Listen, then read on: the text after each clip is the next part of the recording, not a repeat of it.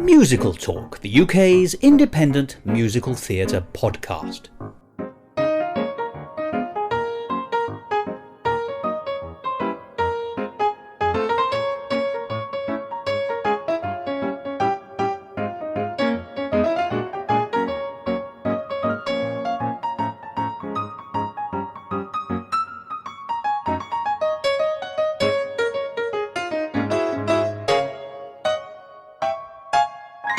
Hello and welcome to another edition of Musical Talk. I'm Thos Ribbits, and knowing you're listening to me is a glorious feeling. I'm happy again.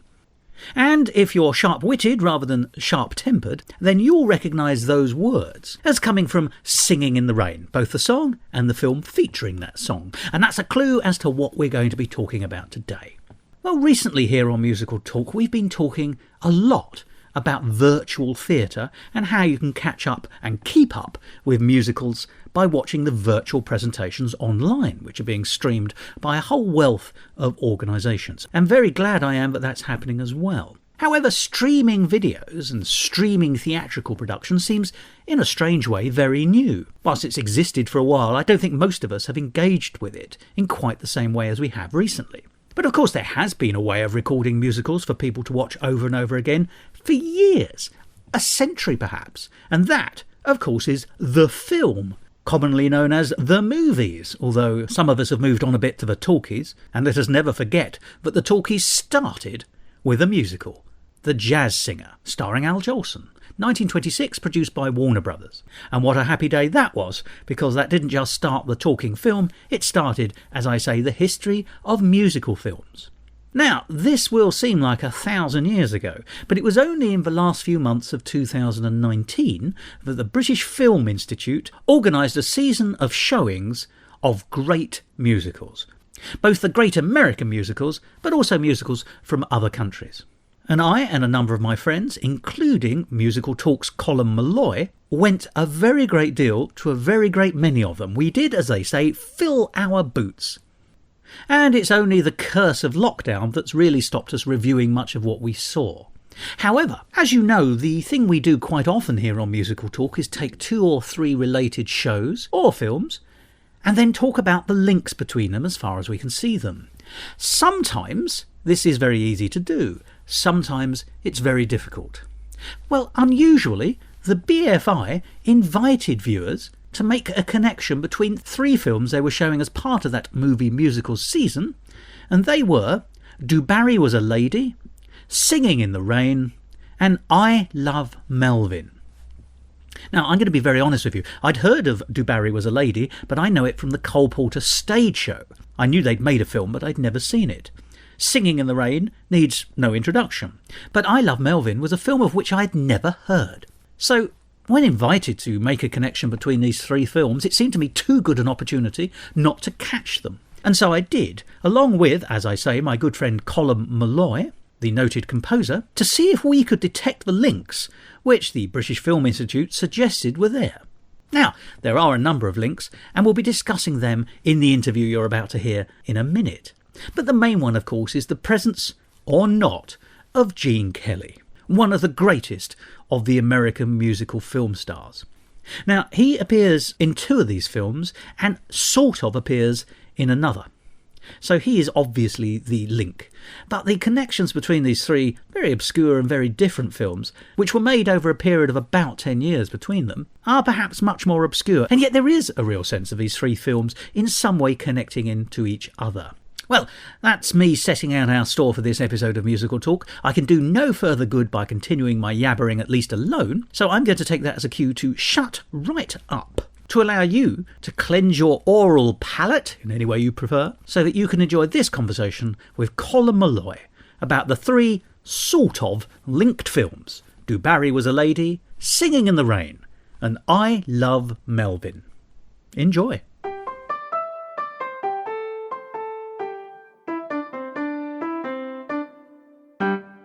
Musical Talk, the UK's independent musical theatre podcast.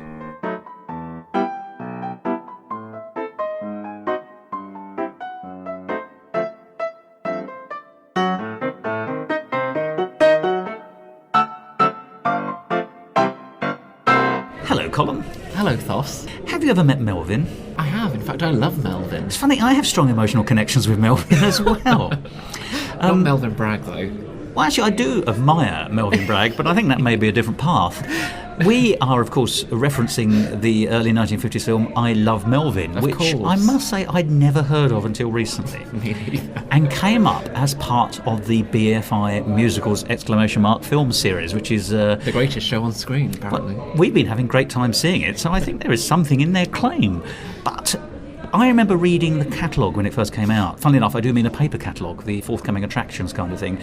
And it was suggested in there that a wizard thing to do would be to watch 3 films which have a kind of through line. One is DuBarry Was A Lady from 1943. Yep. Second is Singing in the Rain, which is the evergreen classic. Both of those films featuring Gene Kelly. And then a third one featuring 2/3 of the main star collection of Singing in the Rain, which is I Love Melvin, with Donald O'Connor and Debbie Reynolds. Yes.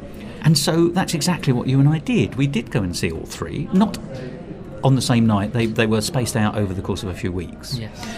And we can sort of see why it was suggested that one flows through to the other, which then flows through to the next. Although I think, conversely, they are 3 terribly different films. And unless you had been invited to see what the connections are, I don't think you would easily do so. Now, of those 3 films, I'd only ever seen Singing in the Rain. I was aware of DuBarry Was A Lady, but I was aware of it as being a stage show by Cole Porter from the 1930s. Yes. And I Love Melvin was completely unknown to me. I'd never even heard of it, much as I admired Donald O'Connor.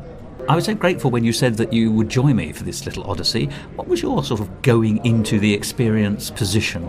I hadn't seen any of the 3 films. I knew Singing in the Rain, and of course I'd seen clips of it.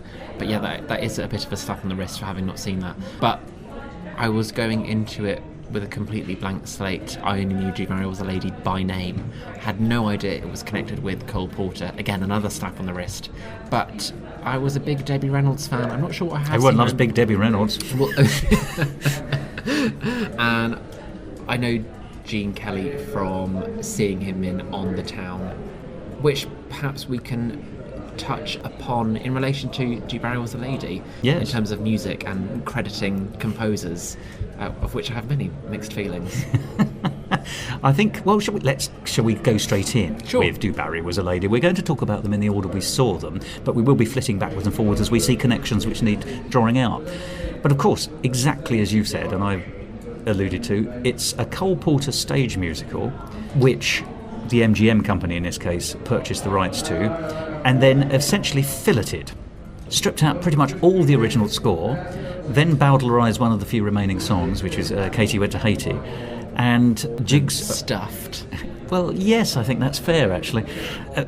Yes, there was that smell of chestnut, wasn't there, somehow, sage and onion, and also really only paid lip service to the original stage plot as far as I can gather. Now, I should say I've not seen DuBarry Was A Lady as a stage play, but I have now seen the film. Let's briefly have an attempt to discuss it. The narrative drive of DuBarry Was A Lady is that it's set in a 1940s club, a nightclub with a whole host of staff, posh clientele. It's sort of that kind of stylised white walls, enormous kind of bar that actually I don't think most bars ever were. Exist. Really. Yeah, exactly. It's a Hollywood idea of what a bar is. It's certainly not one. It's not a place you'd feel intimate in, I think. No. It almost feels like it was a ballroom in a hotel, actually, is what it feels much more like. You're right. It's got a whole bunch of characters. There's a fake Swami, kind of sort of magician character, Zero Mostel in his first film role, Yes. trying desperately to give us comedy, not really succeeding.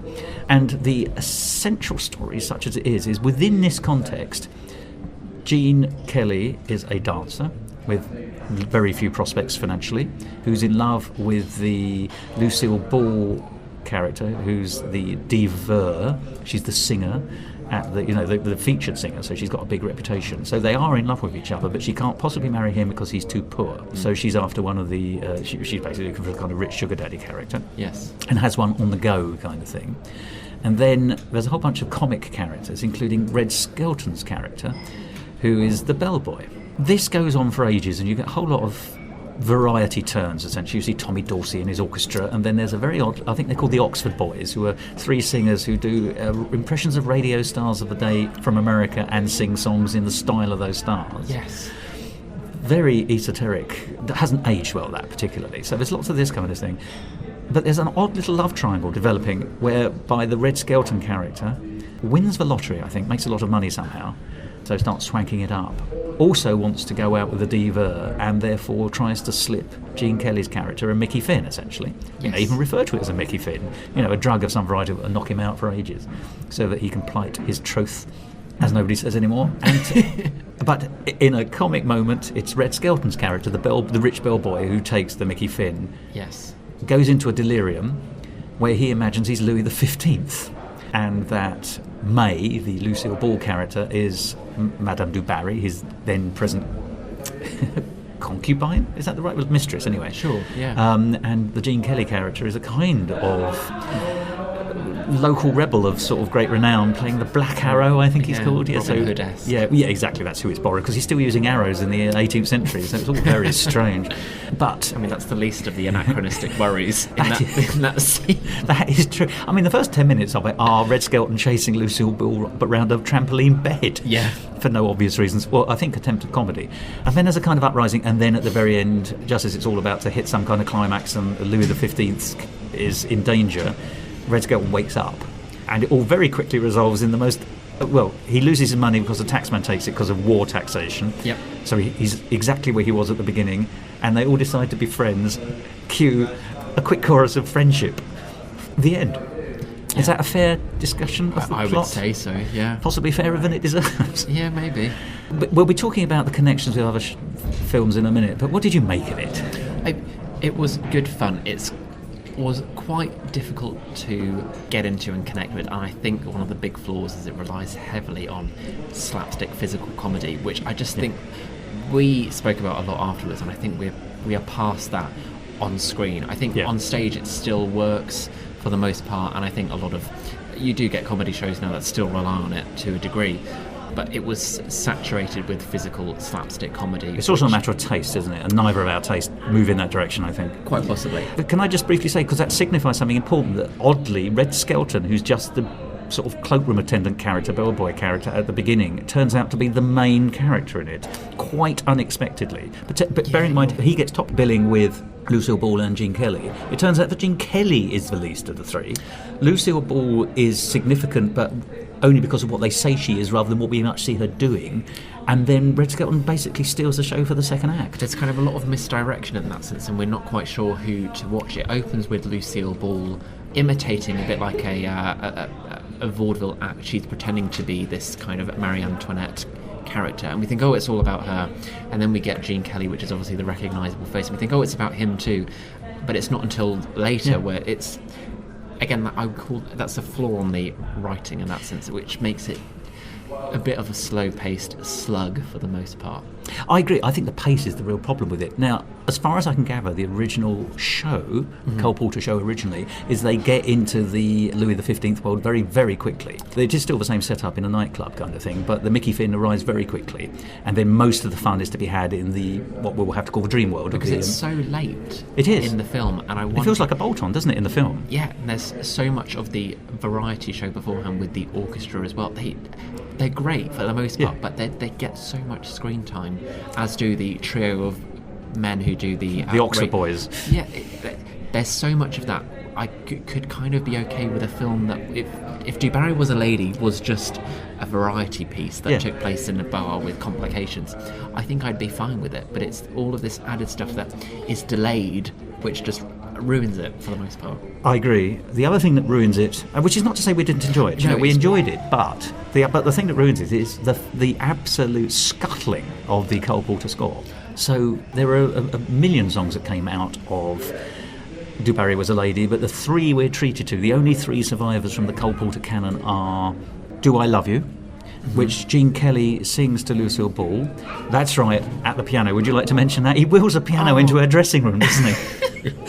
Because you do. Yeah, he's trying to woo her, and he's still being unsuccessful, so he does bring in a piano, and he sings this song to her. It's one of those pianos that's been tuned to sound like a full orchestra. Yeah, that's right. With strings. At the press of a button, we do get the whole orchestra coming in. And it's enough to woo Lucille Ball for a few minutes, and then she snaps out of her reverie. And then we get Gene Kelly's only real significant big old dance. because that moves, it sort of cuts back into the... Oh, you're right. Into the nightclub. He's doing this whilst he's got 5 minutes until he needs to be on stage. He's got no real... He doesn't centre himself, does he? He's got no kind of pre-show ritual or superstitions that he's relying on. He's wheeling a piano around into a dressing room. Yeah. So that's the big romantic number, and it's a wonderful song, but I think it outclasses most of the rest of the score. The other Cole Porter numbers that survive are Katie Went to Haiti, which is performed by the Tommy Dorsey Orchestra perfectly pleasantly, but this is the one that's bowdlerised. The original song is a little bit racy. It's about a woman, an American tourist who goes to Haiti and then basically sleeps her way around the island and loves it so much that she writes a book about the island and brings other tourists to the island for the same purpose, and when she's died they fete her. But it's basically an extremely rude song. In this version, it had all been very neatly tidied up so that she's the woman who brings swing music to Haiti, hence Tommy Dorsey and his orchestra being able to play it. And you think, oh, fine, but the song has absolutely no purpose or meaning, and it doesn't even linger in the memory as being slightly saucy. It's got a great melody, but the lyrics are not what they could be, and I know the original song, so I was so disappointed when I heard it. And then, and I've alluded to this already, the one remaining real song from the Cole Porter score is Friendship. Now, I was surprised, because I remember saying to you after we saw this that Friendship is not a song that you would stick at the end of a show. It's a kind of comedy number, so when it's now interpolated into a modern performance of Anything Goes, it's always somewhere in the middle. Yeah. Because it feels like a number for either the main couple or the comedy couple to be singing. What I hadn't realised, and so I misadvised you, was it was actually written as the finale for the Cole Porter show originally, and so it's still in its same place. Kidding. But it doesn't work as a finale, I think, and it didn't work here. So basically, they all, they've woken up. The money's gone away, so the status quo is returned. Gene Kelly and Lucille Ball decide they do love each other after all, and they can see their way to marry each other. Then they all sing Friendship, which is a great song, but it is a comic number.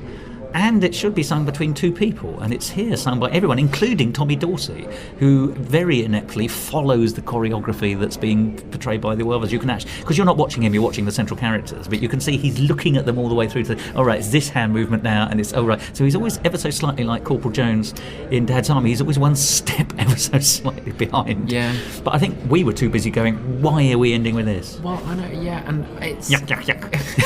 It has quite the bathos to it, but I wonder if the pathetic nature of it is foreshadowed by the Louis XV scene ending. There's kind of that bathos to that, and maybe it's Cole Porter being very clever and adding a kind of a bathos song for us to go home with. Well, it's certainly pathetic in the sense it doesn't fulfil the function of the finale. Yeah, I don't know. It's such a strange number, and I don't think of it as being an ensemble piece either. No. So everything about it doesn't work. But is that just because I'm now used to it being a song for a comedy couple to sing in the middle of a performance as a little bit of a filler? But isn't it funny? Yeah. Then again, all the recordings, the contemporaneous recordings from the 1940s, are always a couple. It's not more than two people singing it. It's such a strange way of finishing the song. Now, I should say there are instrumental survivals of some of the other Cole Porter songs in the piece, but not to the point where you'd ever notice. No, all the other songs are kind of hashed out, let's try and make a Cole Porter song. Maybe you know more about this, but it must be something kind of MGM stipulated that, yes, we're going to take your idea, but we're not going to use all of your songs. We're going to get our people here and we're going to pay them less, presumably, or we're not going to... Yes, is it a money-saving thing? Tactic? I don't know, because the songs are objectively less good. They're just not good. Yeah, the best of what's left is a song called Salome, which is the one that's like a lukewarm Cole Porter number. The joke being that Salome, the famous sort of seductress of history, the way the lyric is. Do you remember the lyric at the end? Well, she has kind of a linguistic comparisons to the word salami. Exactly. So I can't remember what the exact lyric is. It's something like, no matter how you cut it, she's still Salome. Yes. And that works once.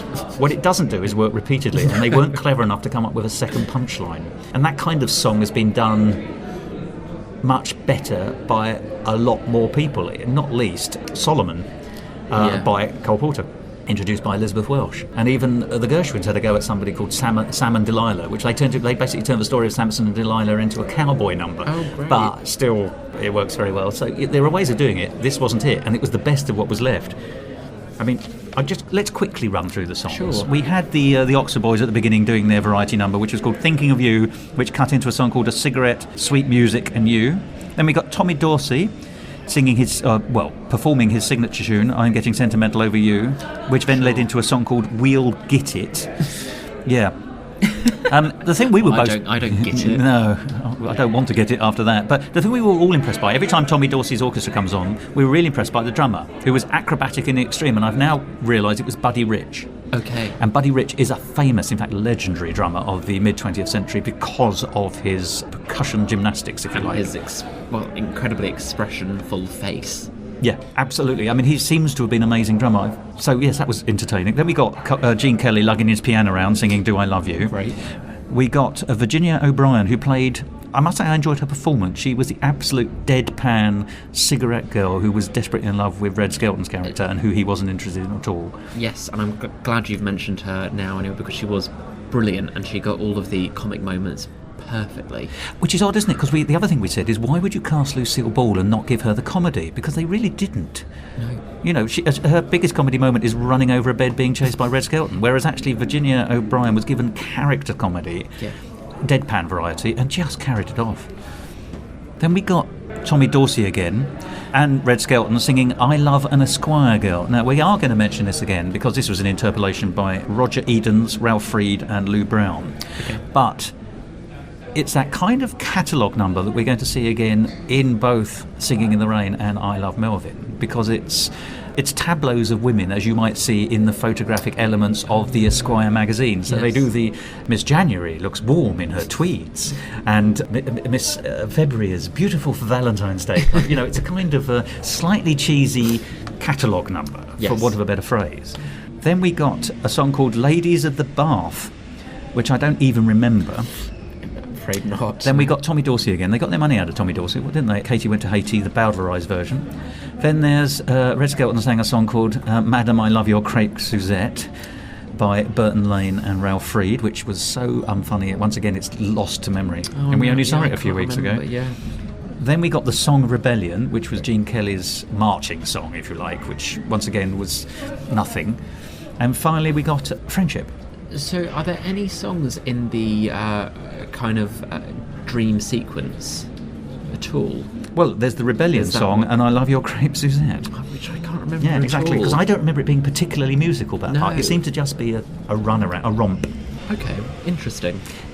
I don't want to draw any further, I think, on this, except that we will draw elements out of it. But, you know, it's a Gene Kelly film that isn't really very Gene Kelly. It's only his third film. He gets shared top billing, but is very much a minor character. It's the third of the three, I think.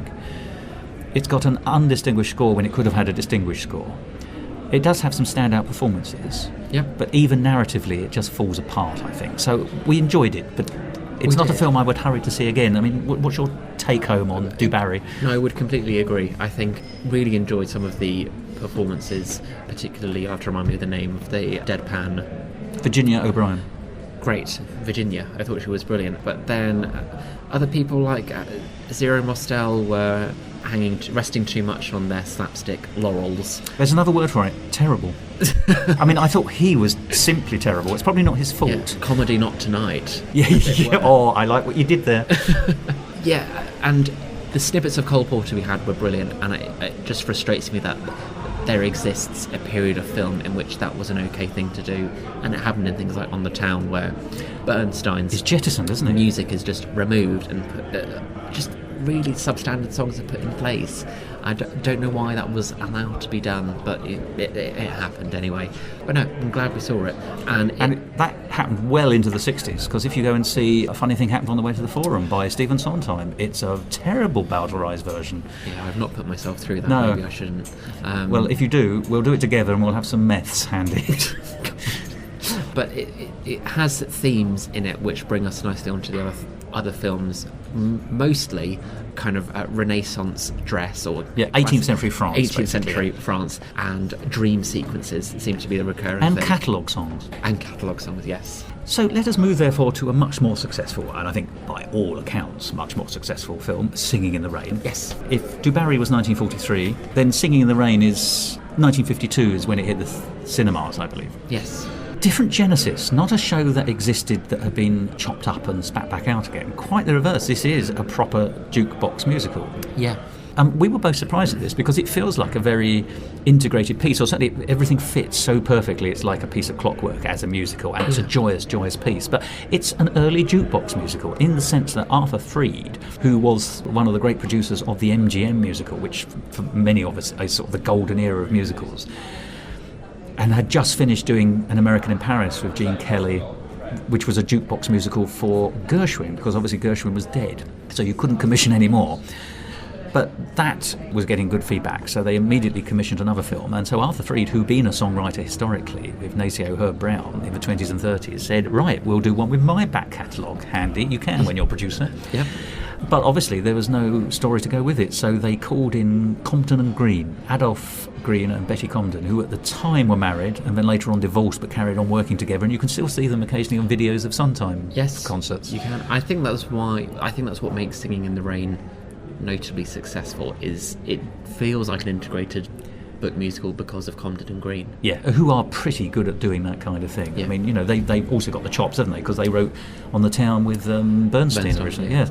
They apparently were listening to the songs and they said, everything we're hearing just reminds us of the 20s and 30s, which is when all the songs were written. They were all late 20s, early 30s. Yeah. And nearly all of them had appeared in early musicals. Some of those 20s musicals, which would never been successful and no one ever remembers, and indeed some of the 30s musicals, which have also were the lesser also-rans, rather than the Great Depression musicals, which we've discussed elsewhere, what Warner Brothers were chucking out. So the films they were going into, whilst were relatively successful, have not been remembered, but the songs were quite strong. And so Comden and Green said, well, OK, well, we're thinking of the 20s and 30s. These are the films we saw 20 years ago. Let's write a musical comedy, about that interesting transitional stage. The drama, the drive, is the transition from silent film to movies. And as we know, the Jazz Singer is a musical. The first talkie is, in fact, a singy. The Warner Brothers again. Interesting, MGM, it's an MGM film, actually referenced the Warner Brothers in this. Yeah, so there's obviously they are prepared to mention their rivals. And so actually that makes a really interesting background, context for this, because a lot of silent film stars did lose their livelihoods because they were acting badly and couldn't speak. Yeah, exactly. You know, a new form of realism was needed, even in heightened films.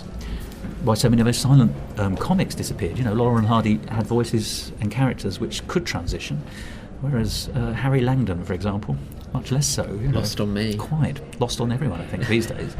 Buster Keaton, actually, in fairness. Sure, you know, Buster Keaton's biggest talking role, I think, is someone playing cards in Sunset Boulevard. Oh, really?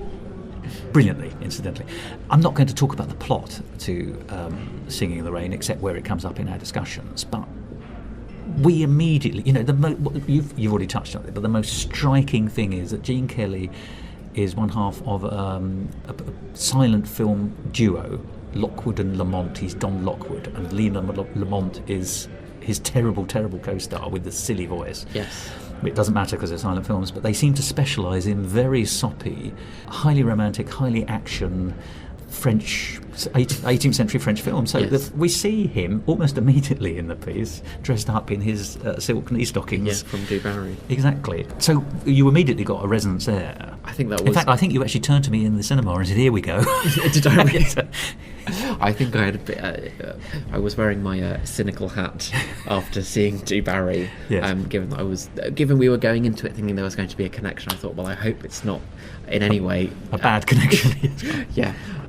But I thought it was more cohesive in that sense. In that, I mean, sure, with DuBarry Was A Lady, I can see the idea of, you know, falling unconscious after taking some kind of medicinal herbs of some kind and being transported back to 18th century France, whenever.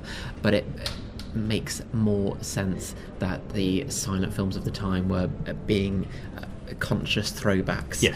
And it added to the farcical nature of... I can't remember who the lead woman was with the funny voice. Jean Hagen. People like Jean Hagen who add the comic value in a more cohesive way, and it planted its comic seeds very carefully, which I thought was good.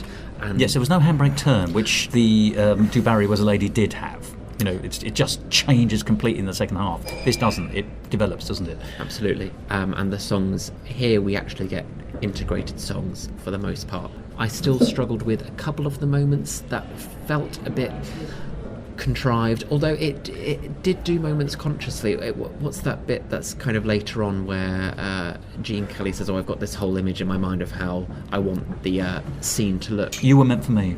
Yeah. And they go onto a soundstage. Yes. And he brings up the sort of the crimson sunset and the wind machine. Yes, yeah. That's him. But I'm also thinking of the later bit where he's talking to a producer or a director, and he says, I've got the first 10 minutes already planned out. Broadway Melody, the ballet. Yes, and it's very cleverly undermined at the end by the director saying, I wish I could see it, or so it's... I'm not sure I can visualise that. That kind of thing. And everyone laughs. Yeah, it's very well done in that sense. So I think for the moments that don't work, in terms of being a bit contrived or hammed in, it counterbalances that with the self-referenced comedy. Well, I think it's interesting because the two songs we mentioned there, which was the ballet sequence in the Broadway Melody, Broadway Lullaby sort of montage, which is essentially the two-thirds of the way in ballet, and the You Were Meant for Me, which is the genuinely meant romantic song in an artificial environment, which I like the duality there. Yes. I mean, you've got all the trappings in that scene. You've got all the trappings of the soundstage. The wind machine gently. Luckily, she was wearing a diaphanous purple dress, which flows beautifully in the wind, and he's sort of wearing his sort of polo clothing, if you like. The Ivy League look. And so all the trappings are there, and yet at the same time they sing to each other over this terribly old paint-encrusted stepladder, which affords you two things. It allows him to have the height advantage, which I think he didn't.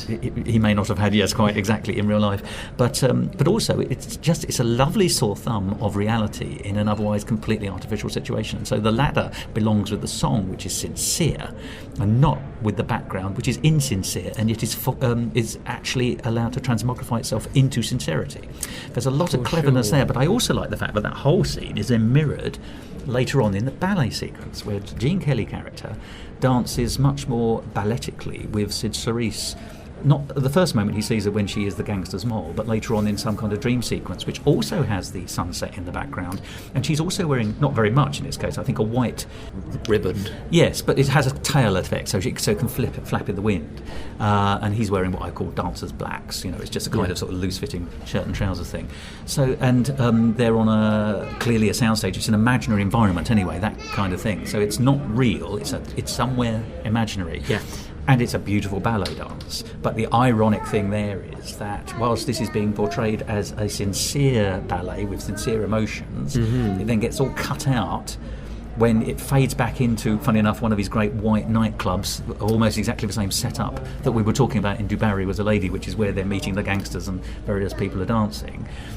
And she walks past him into the arms of her gangster boyfriend again, who's ugly as sin, scarred down the face, but clearly rich because he spends all his time flipping his gold coin. So actually you have the sincerity of emotion in an artificial environment, and then in this later one you have artificial emotion because she doesn't fancy him, she just is prepared to dance with him. Yes. So he's pulled out of that into speech marks the reality of the ballet, which of course isn't even the reality because it's a ballet sequence in another way. Yes, that's very interesting. But I love the parallels with that because it's clearly the same kind of scape, but with a different emotional outcome. It just adds some ambiguity, which we hadn't experienced in the film before that. Actually, that's a very good point. Now, we're looking for connections with DuBarry, and I'm going to go straight to my other favourite, the catalogue song. It's called the Beautiful Girl Montage.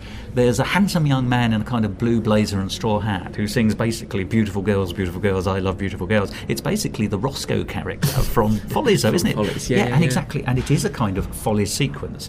There are all these women who, if you remember rightly, once again you get this montage, tableau if you like, of the women modelling their 1920s costumes for different seasons. So once again we're the tweeds and pearls in autumn, they'll turn their heads at that. And then it cuts to the medley of the songs which were fused together in a kind of confusing and yet kaleidoscopic sense to give you a sense of how Hollywood has leapt on the musical's bandwagon. So you get the Beautiful Girl song, which is from 1933, connected with I've Got a Feeling You're Fooling, which is I got a feeling I'm fooling, I got a feeling. That's from 1935. Then there's The Wedding of the Painted Doll, where you've got a series of Coreens dressed as big toy soldiers Doobie-doobie-doo, Oh, gosh, doobie-doo, yeah. the wedding of the painted doll. And then finally, should I reveal exactly how I feel, which is sung by a slightly insipid singer through a megaphone who's pretending to be Rudy Valley, who's the first crooner, by the way. That's from 1930s, that song. I don't know if you know Rudy Valley. Rudy Valley basically was the big singer until Bing Crosby came along and showed people how to do it. Oh, gosh, okay. So, I mean, there's a few others. I mean, there's Whispering Jack Smith, but Rudy Valley was the first one that had proper currency, and his celebrity life was very short. I mean, he's carried on singing and appeared in the 1960s Batman films and is J.B. Bigley in How to Succeed in Business Without Really Trying in the film of that. So he did have a long career. Yeah. But instead of being, if you like, the equivalent of One Direction, you know, burning with a great light, he disappears very quickly, and Bing Crosby then becomes the singer for the next 30 years. Sure. Until Frank Sinatra comes along and borrows a bit of his fame. So I love that sequence because it's sort of confusing and loud and busy and difficult. And as we've discussed elsewhere, when we saw the surviving final reel of Gold Diggers of Broadway, it's too busy, that sequence. Yeah. And actually this sequence in a way is telling you that's what those early musicals are like. They're sort of intense and all over the place. I like that, yeah. And that's only a parallel I've drawn up from watching these films with you. Yeah. So yes, we've got the calendar piece again, if you like. What other connections do you see from DuBarry? I mean, obviously Gene Kelly is the main one because he dances supremely, but is all the way through Singing in the Rain. He is. And he's the proper lead, isn't he, this time? He's no longer... He's not number 2 or number 3. No.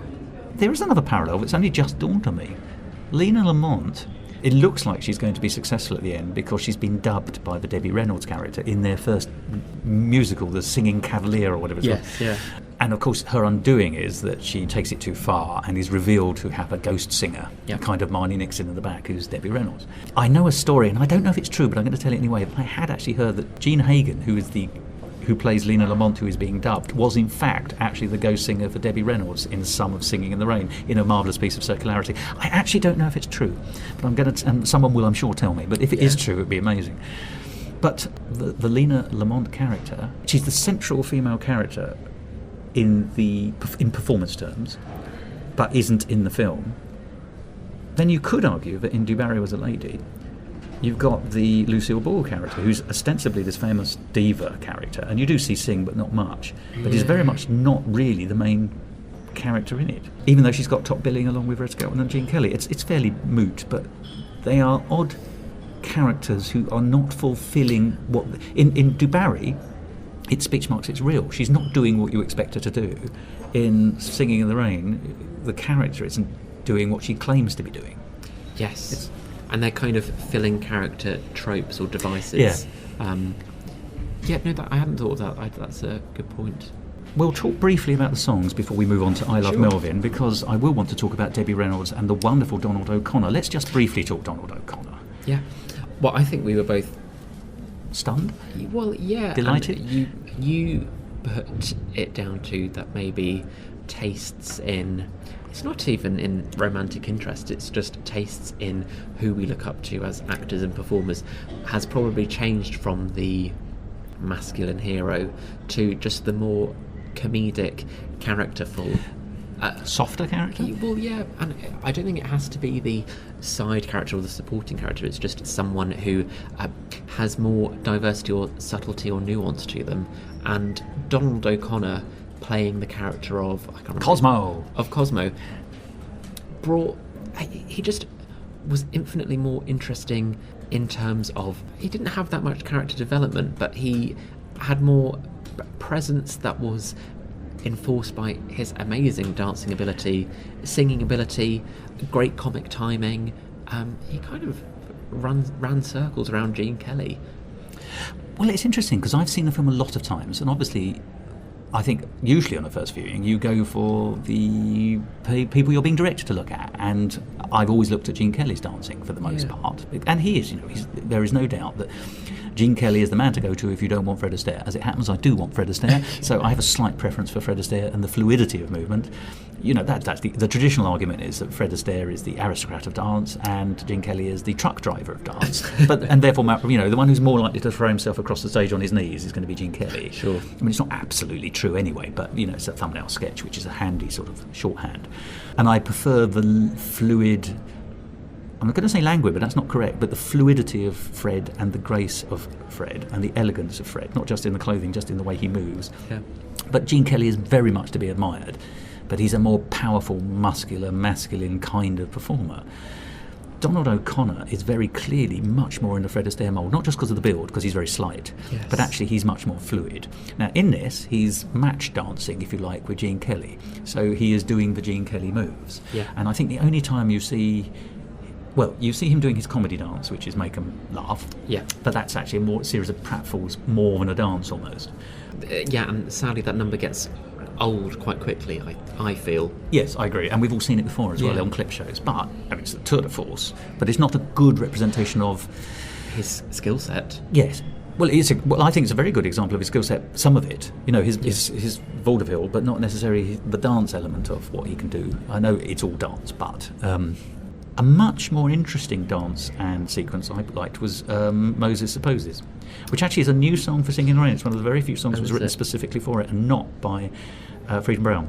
I think Compton and Green, actually. It doesn't surprise me. Yeah, and possibly Roger Edens again, who wrote some of the extra numbers for DuBarry. So there's another connection. I see, okay. So he's obviously an MGM composer for Yeah. the period. But in Moses Supposes, which is a very funny number and a very light number and playful, that's what I like about all of Singin' in the Rain. So much of it's playful, and the relationship between Cosmo and Don Lockwood is playful. They are best mates, and indeed their relationship is the strongest relationship in the whole thing. Cosmo pulls Don's fat out of the fire on a number of occasions. There is an argument, and this isn't the day to be discussing it, but I think you could argue that Cosmo is in love with Don Lockwood. Goodness. There's only one brief sequence where you see Cosmo chatting up a woman, and that's at the Hollywood party. It's done for comic effect, so you can't also ignore it. But that's a discussion for another day. Sure. But in Moses Supposes, apart from being a joyful, joyous, exuberant, silly, funny dance, they match each other, except occasionally where they go off and do a little bit on their own. And Donald O'Connor does a dance which is clearly there for people to spot. He's pretending to be Fred Astaire. He does some arm movements which were very particular to Fred Astaire. Sure. And it's only if you know Fred Astaire's dancing, which I suppose people in 1952 would have, Yeah. because Fred Astaire was still a going concern with Easter Parade and things like that, where he stepped in for Gene Kelly. So you can actually see that he's much more in the Fred Astaire mould than he is the Gene Kelly mould. And as you say, he's also got these extra skills. He's got genuine comic talent. He's got genuine drive and a sense of humour which is all of his own. And I think, therefore, is the greatest. He's just stunning in it. Yeah. And I've actually went to see Singin' in the Rain twice, once with you and then again a week later on my own. And my eye was drawn by Donald O'Connor much more than the Gene Kelly character, which is not in any way to denigrate Gene Kelly. Or Debbie Reynolds. This is Debbie Reynolds' first big film where she was sort of starring. Yeah. And she meets them all point for point. There's a bit where the three of them dance down the stairs in Good Morning, Good Morning, which looks like they've all been doing it for 30 years. But she was originally a beauty queen. And was picked up that way. And Donald O'Connor was a child star, but he said, I only knew 2 or 3 dances, and I didn't become a proper dancer till I learnt from Gene Kelly in the making of Singin' in the Rain. That's great. He was a circus performer. He was originally, yeah, that's right. We said we'd very briefly look at the songs. Yes. So these are all by Freed and Nacio Herb Brown, except for 2 songs. One we've said is Moses Supposes. Oh, by the way, which ends, I think, so perfectly, where they pick up a picture of the mouth movement for the vowels. It's all about the elocution lessons, yes. and they finish the song, and they've done the lyrics by now, which is all the tongue twisting stuff. They've had their exuberant dance, and they've covered the instructor in stuff they've just found around the office, like bins and pen holders and things like that. So he's completely covered in a lampshade. And then they hold up this poster that has the mouth movement for the letter A, and they just sing. The last lyric of the song is A, and it's so random, and I think so brilliant. Yeah. That's got Colm and Green written all over it. Of course it does, yeah. So we start off with Fit as a Fiddle and Ready for Love, which is their Vaudeville Act, which is where they're dressed in their big check shirts and they do an amazing sequence with violins. Fit as a Fiddle and Ready for Love. And Donald O'Connor's bow gets lost, so he has to sort of improvise. Yep. Amazing number. Then All I Do Is Dream of You the whole day through, which is when we discover that the Debbie Reynolds character is in fact only a sort of chorus girl who performs at the post-film party instead of being the great actress she's told Don Lockwood the kind she of is. talking drama scholar. And she sings it in that kind of, all I do is dream of you the whole day through. And she's not, they don't put her in the middle of the chorus as well, she's on the edge, which I think is marvellous. So you really get a sense that she's on the edge of show business. Then you get Singing in the Rain from 1929, which is a number I don't think we need to describe. Everyone's seen it. Even Paddington Bear did it in one of his television programmes. Did he really? He did, when I was a little boy. They made him actually do it, basically, movement for movement. He was a puppet in those days. Gosh.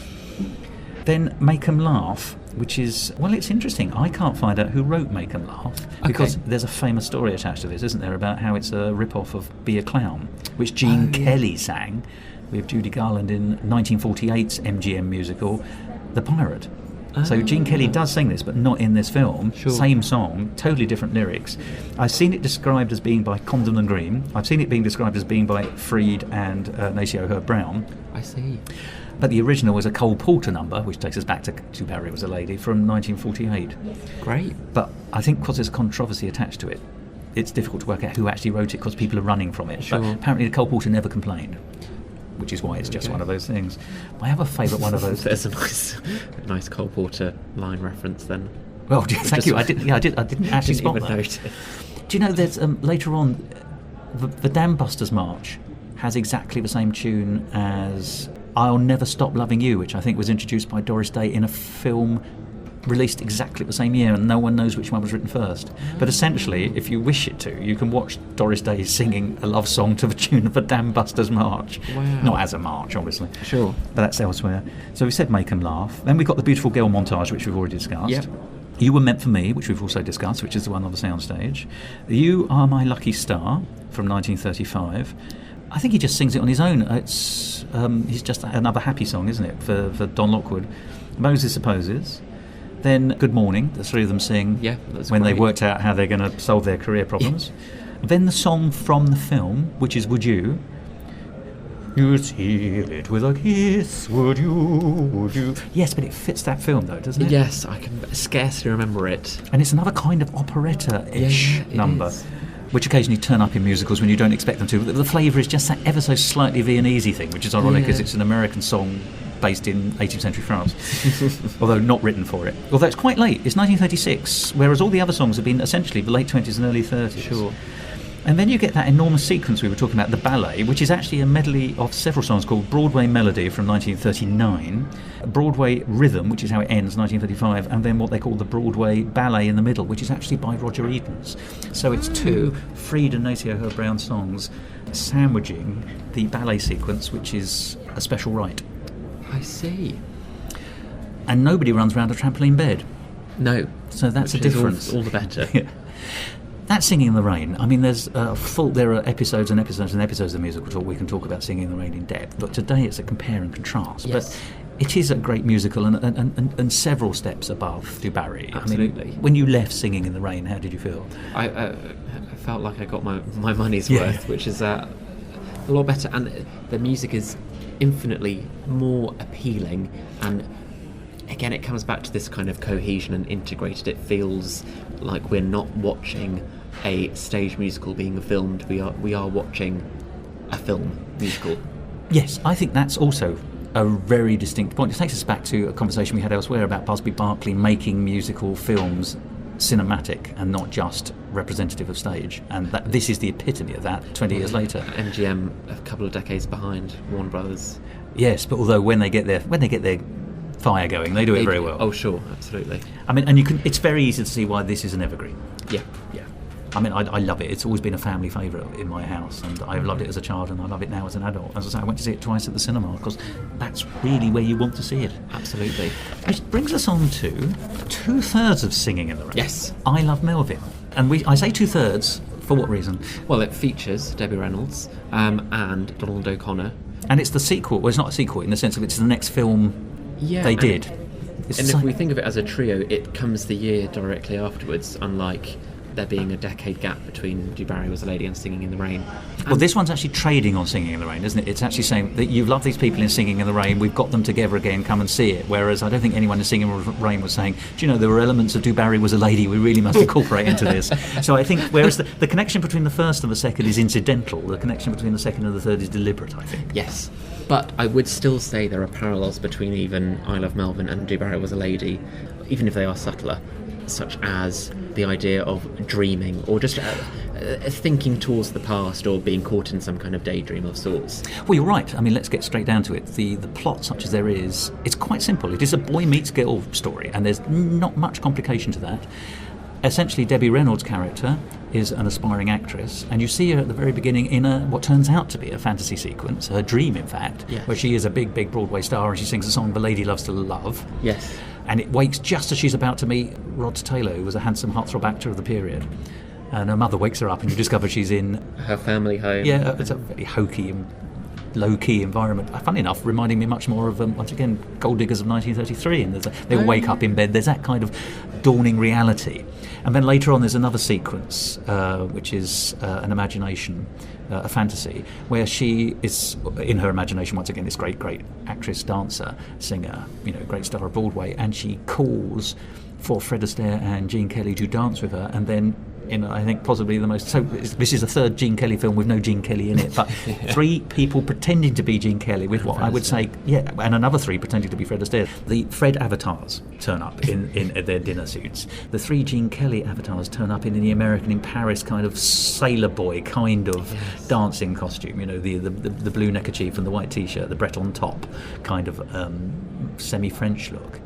But they've got these frightening faces. They are Fred Astaire and they are Gene Kelly's face, but plasticated and mangled. Expressionless. Yeah, exactly. It's terrifying. A little, yeah. So yeah, you can say it's a Gene Kelly trilogy, but only sort of oddly. So that's the other fantasy sequence. But of course, the reality is that she's actually got a fairly humdrum role in a Broadway musical.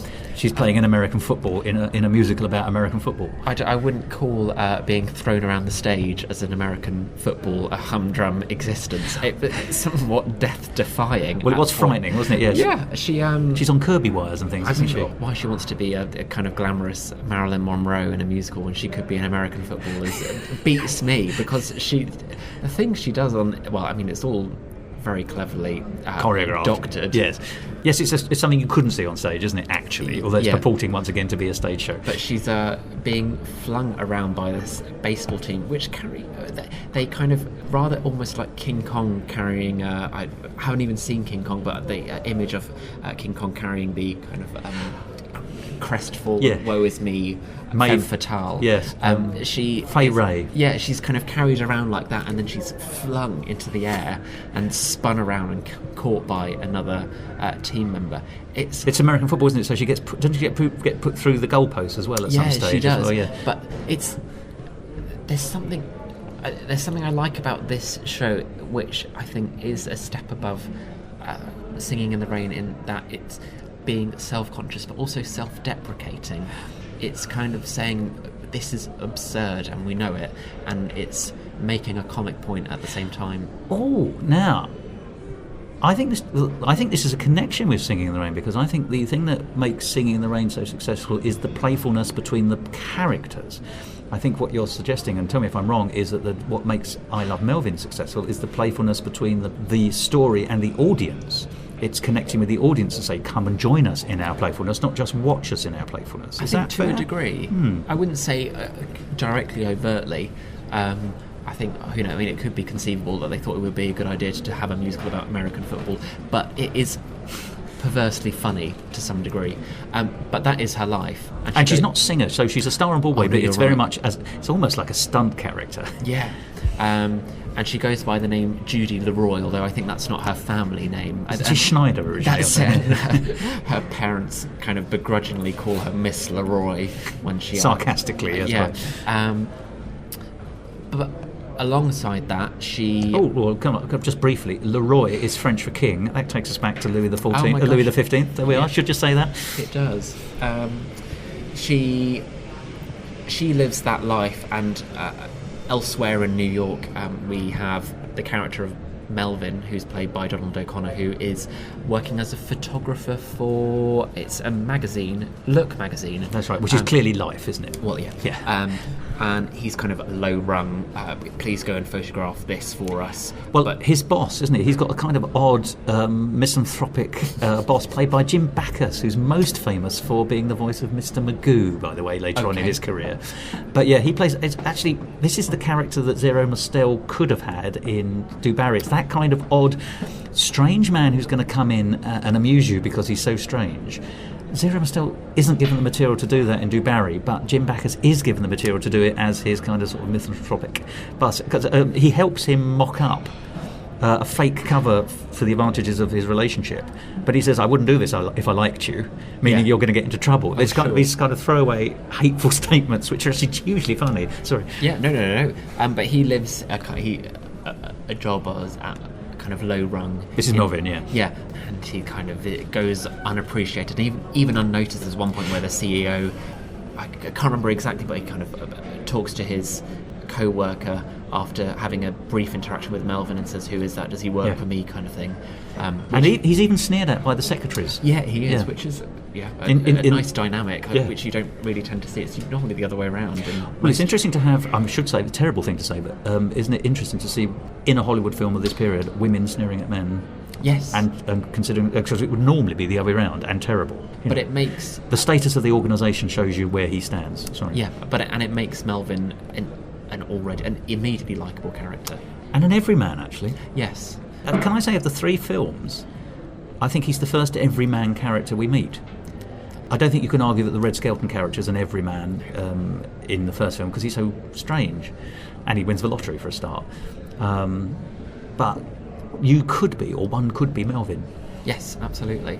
So that's where the film... Or Judy, actually. Well, yeah, that too. And that's where the film starts, and then the film runs its natural course, where these two happen to run into each other, and they essentially fall in love, though Judy is already courting a wealthier, perhaps a man with higher prospects, a man called Harry Flack, who picks her up after her shift, being in American football, and drives her home, whilst Melvin will meet her by the stage door and will be kind of jilted by this guy. Well, one is much more sincere. The relationship between Debbie Reynolds' character and Donald O'Connor's character develops because when they first meet, we forget actually there's a scene very early on where they bump into each other in the park when they don't know each other, fall over, have words, and then walk off and don't see each other again. And it's never picked up in terms of they never remember it, but it's picked up as a payoff where at the end there's a big chase and they bump into each other and fall over at exactly the self-same point. So there's a lovely bit of circularity. But once Donald O'Connor gets to photograph Debbie Reynolds' character, he realises he rather likes her, and so he makes up lots of excuses to see her, which ultimately culminates with him having to try and mock up a cover for Look magazine to show, so it's... To win the approval that's of the right. parents. But the only way he can see her is by making it speech marks professional, but obviously they then fall in love. It's not sophisticated or clever, is it? But he is sincere. She is sincere. Harry Flack is a terrible man. He has all this duality thing you see so often in films. On the face of it, he's got good prospects, good manners. He tells rather flat jokes, and everyone just sort of laughs along with him in a humouring him kind of a way. Yeah. But then later on, when he realises that actually he's losing out to Donald O'Connor's character, he pretends to leave the scene, but actually then comes back and connives against him. He becomes conniving. He does. He actually reveals himself to be an unpleasant piece of work. Yeah. So she was right to dump him, right?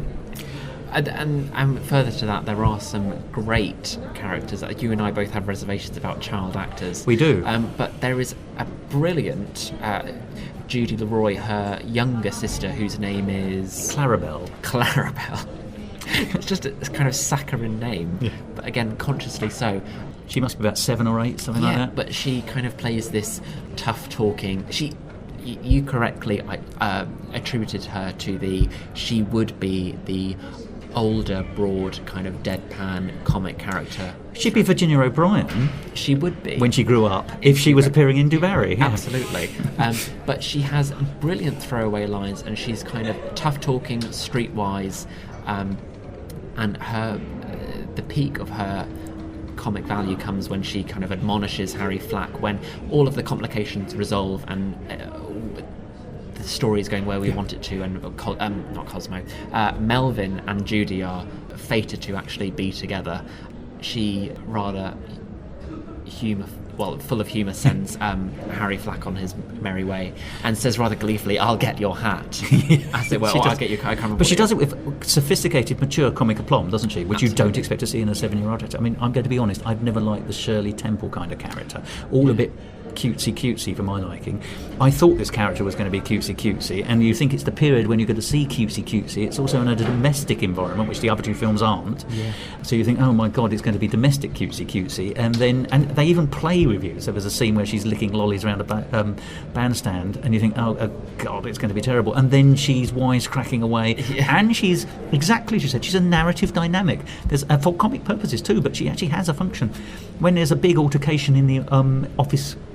The head man at the at Look magazine, and the police don't know who to arrest. It's the little girl, Clarabelle, who sort of points him out and gets Harry Flack dragged away. Yeah, and we all laughed because it was great. It was just marvellous. So yes, a rare exception to the rule, and she's the only one in the piece who gets a song who's not Debbie Reynolds or Donald O'Connor. She gets a song about life being full of ups and downs. Yes, not a particularly accomplished song. But it's interesting that actually, in this entire film of musicals, there's only 3 people who get solos or duets, and she's one of them. Which made me think of, in terms of songs, there aren't actually a great deal that I can remember. I'm not sure about you, but maybe that's not too much of an issue in that. Perhaps, maybe whoever wrote the songs wouldn't like me for this, but I think it's a show that doesn't really need the songs. No, for a great deal. They're great for the dream moments or the kind of self-reflective songs that Melvin and Judy do have, but they don't. Maybe they do enhance the narrative in some way, but it's such a short film and it's so simple. Yeah, it's because they've cast Donald O'Connor and Debbie Reynolds, isn't it? Yeah. Why would you have those two straight out Singing in the Rain and not give them songs? But I agree, the songs are not, once again, not important, not relevant to the plot. It's exactly the same way as DuBarry, actually, in that sense. Yeah. The one standout for me is the great screen time moment that Donald O'Connor gets, where he's decided, in order to get Judy's face known, he puts pictures of her up all around the studios, and then he's told by his boss that he needs to clear up the space, and so this is the cue for him to do a big song and dance number which is called I Wanna Wander. I Wanna Wander, thank you, where he kind of dances around all the set. The set for that number is really quite amazing. You can see where the budget has gone for some of those bits. It's the photographic studio, which appears to be cavernous, and has therefore lots of scenery for various photo montages you imagine, allowing him to then sort of travel the world, because that's what he does, doesn't he? Yes. He grabs costumes, and I mean, some of it is of its time, so there'll be a little bit of he'll wear a triangular Chinese hat, for want of a shorthand, for want of a better phrase, and that's just part of the song, and it only lasts 30 seconds, and then he's doing some other country, and you get an Irish dance, and you get this, and you get that, and yes, it's a tour of the world in one room, essentially, isn't it? Yeah, and it's Donald O'Connor's kind of CV in a nutshell. It's set great. Piece, isn't it? Well, and I think it does better what Singing in the Rain was trying to do in giving him his big moment. It's brilliant. But I think he has another wonderful moment, actually, funny enough, because the Donald O'Connor performance in this that I like the best starts off with him and Clarabelle having lollies by a bandstand. Now, anyone who knows anything about musical films will remember bandstands play an important role in, one of the Fred Astaire and Ginger Rogers films, because there's a sequence called Isn't It a Lovely Day, where they're about to part on acrimonious terms, and then the weather turns foul and they have to shelter under a bandstand, so they're forced to spend time with each other. You can also see an element of that. Funny enough, it comes first in Gold Diggers of 1933, where they all hide under a bandstand when the weather breaks. Yes. So that's the first of this type. It's refined in one of the Fred Astaire Ginger Rogers films, I forget which. It must be one of the Irving Berlin ones. So it's probably Top Hat, because it's an Irving Berlin song. I may be wrong, but I think it's Top Hat, therefore, 1935. And then you get... Pedants, please reply. Yes, please do. And then you get it in this. Yes. But the sequence here is that he's got roller skates on. Funnily enough, another Fred Astaire and Ginger Rogers conceit from another one of their films. Oh, really? I think that's Shall We Dance by the Gershwins, but I can't remember. But anyway, so he's got roller skates on, and he does this dance while Clarabelle laughs and watches him. Yeah. In fact, they're her skates, aren't they? He borrows her Jacko skates, buckle skates with a key. And then he dances, and then he sort of loses control, and he just goes round and round and round. Now, on the super duper print that we were seeing, you could see how they tried to paint out the tether. There was obviously a tether around a pivot, but then he does fly off at the end. So at some stage, he must release himself from the retaining strap and fly off. So it's acrobatic, it's hilarious, it's beautifully choreographed. Yeah. It's resonant of other musicals. It's Donald O'Connor in a nutshell, isn't it? Yeah, it is. And once again shows that he's the speech marks son of Fred Astaire rather than the son of Gene Kelly, I think. Sure. That's how I'd say it. Should we briefly go through the songs to see if there's anything comes out of that? Now, we've already mentioned The Lady Loves to Love. That was the opening fantasy number. Yes. There's a song called We Have Never Met As Yet. That's a song that's... where they're both walking down they're kind of... in a park. I don't think it is... Maybe it is Central Park, but I mean, there is... The chase near the end is in Central Park, so I wonder if it is similar. Maybe it is the same park, it's the same... actually. They fall over at the same point, so They do. probably it is, isn't it? Yeah. So they haven't yet met, but they're wondering who their life partner's going to be. Yeah. And it's kind of terribly sweet, twee and sweet at the same time. Yeah. But it ends with them bumping into each other, is that correct? Angrily, that's right. Yeah, they knock over each other. So it's this kind of, if only this person would bump into me, then I'd fall in love. And then they bump into each other, and of course they don't fall in love. It's kind of, what are they doing? They don't get the signals. No, they don't. It's interesting. It's kind of sliding doors for music. You could actually, what could have happened. Yeah. Then we got Saturday Afternoon Before the Game, which is obviously the song from the musical that she's in. Yeah. Where Did You Learn to Dance, which is her second fantasy sequence with the Freds and the Jeans. Great. Then I Wanna Wander, and then Life Has Its Funny Ups and Downs, which is the song that Clarabelle sings, I think, by the bandstand, which turns into the roller skating medley. Oh, I see. And that's the full list of songs. Yeah, there's kind of no closing song. No, there isn't, is there? It comes to a sort of happy ending. Yeah. In fact, we're given a comedy ending, aren't we? Because they fall over again, and in fact, we can see it coming because the camera angle allows you to see them running towards each other on the same side of the hedge, which we recognise from the beginning. And I think the audience, not least you and I, were laughing before it happened. I mean, of course, it happened. Yeah. And that's it. You're right. That is it. There's a kind of jeopardy, though, isn't it? Because he feels he's failed her, so he's sort of gone to live on the streets, and she's desperately trying to find him before something terrible happens to him. Yeah. But, of course, by meeting each other and realising they do love each other, all is fine. Yeah. So that's the plot, narrative and songs. I think we've drawn what we can. Its principal connection with the previous two films are a Gene Kelly appearance and the wonderful skills of Donald O'Connor and Debbie Reynolds. Yeah. But yet all three films are utterly different. They are. And yet they share connections with show business. Yes. I guess that's about it, really, for the most part. So just to conclude, because the interesting thing is that actually we saw three films. We're all agreed on which is the least of the three. Yes. Sorry, DuBarry. But we both walk off with different go-home films. So for me, Singing in the Rain is still the triumphant film of the three, and I can watch it 1,000 times more. Now, I was interested when you said that you slightly found I Love Melvin to pip it at the post. I think so. I think I'd have to see them both again to really be sure on that. But I think there's something about the likeability of the characters in I Love Melvin. It's just...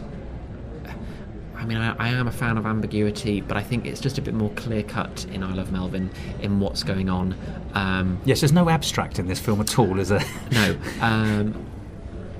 And in terms of wanting an outcome, I've never felt more certain in watching I Love Melvin than in Singing in the Rain. It's, I think Singing in the Rain beats about the bush to get where it wants to get to. I think, dare I say, maybe is a bit too long at points. Well, you're not going to convince me, but yes, I know. I can see what you mean. It packs quite a lot in. Yes. I think it's a very full agenda, and Heart Melvin is much less so, I think. Yeah. But it gives it time to breathe, of course, which is the difference, isn't it? Well, sure. I think I'd probably enjoy, if I were to see either on stage, I think I Love Melvin would be great on stage, but I think Singing in the Rain would trump it. And has been done, of course. Yes. How on earth would you stage the American ball game, though? Who knows? Yeah. I mean, Bend It Like Beckham is the precursor to that, isn't it? I suppose so, yes, absolutely. And damn Yankees, if you want a different American sport. That's true, yes.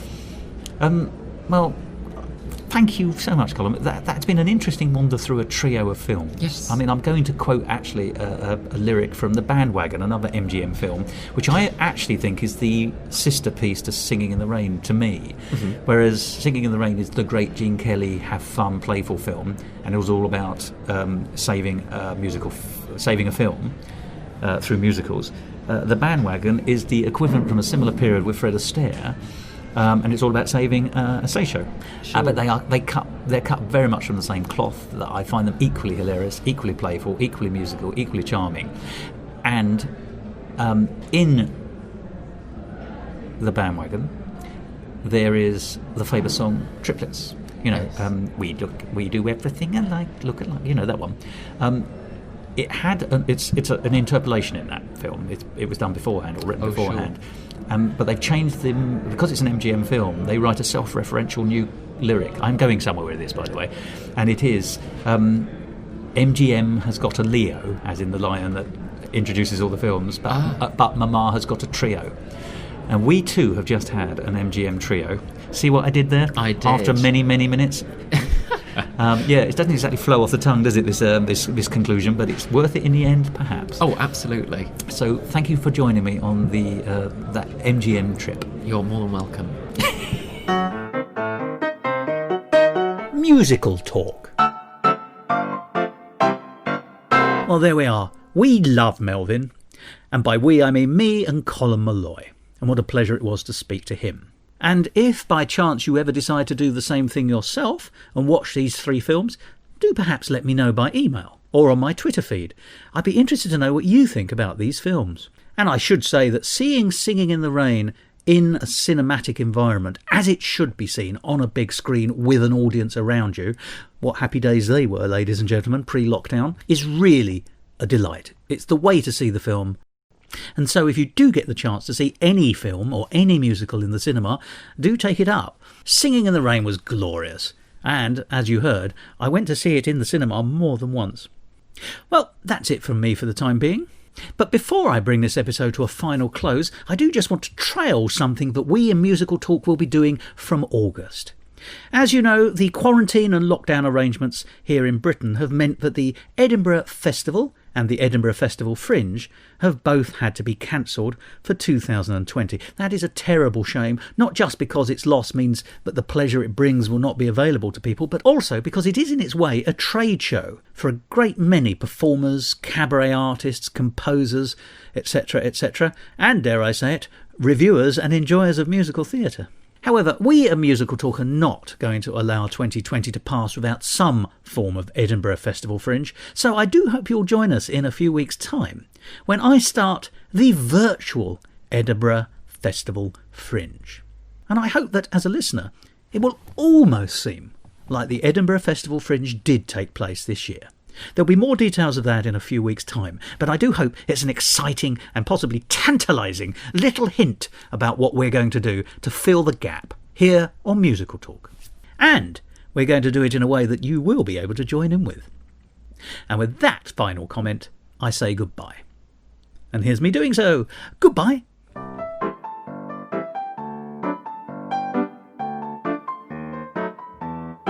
This episode of Musical Talk presented by Colm Malloy and Thos Ribbits and edited by Thos Ribbits. Copyright Musical Talk 2020.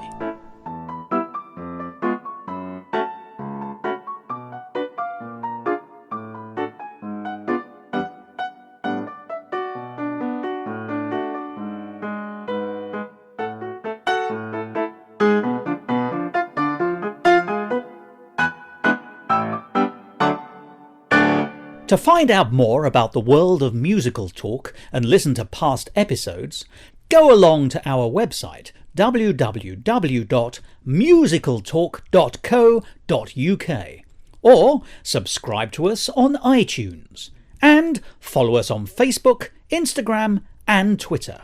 And if you want to follow me on Twitter, you can at Musical Talk Thos. Oh, you're clever. You're worth your weight in gold, you are. I won't be giving you that, but it's well worth it. Which is sung by the Tommy Dorcas,